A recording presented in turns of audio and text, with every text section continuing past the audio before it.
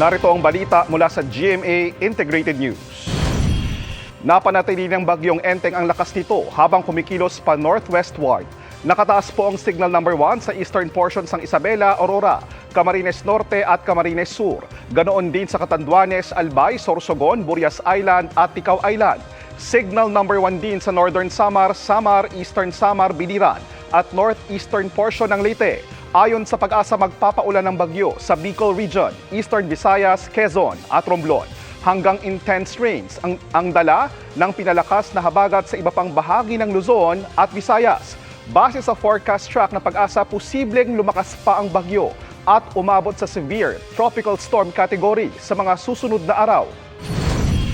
Narito naman iba pang balitang binabantayan ng GMA Integrated News. Ilang flight mula Maynila papuntang Naga at Masbate at pabalik, kanselado. Pagbabawal sa paggamit ng temporary o improvised plate sa mga sasakyan, iniurong ng LTO sa Disyembre ang implementasyon. At mamaya sa 24 oras weekend ang latest kaugnay ng bagyong Enteng sa mga probinsya. Para sa mas malaking misyon at mas malawak na paglilingkod sa bayan, ako po si JP Soriano ng GMA Integrated News, ang News Authority ng Pilipino.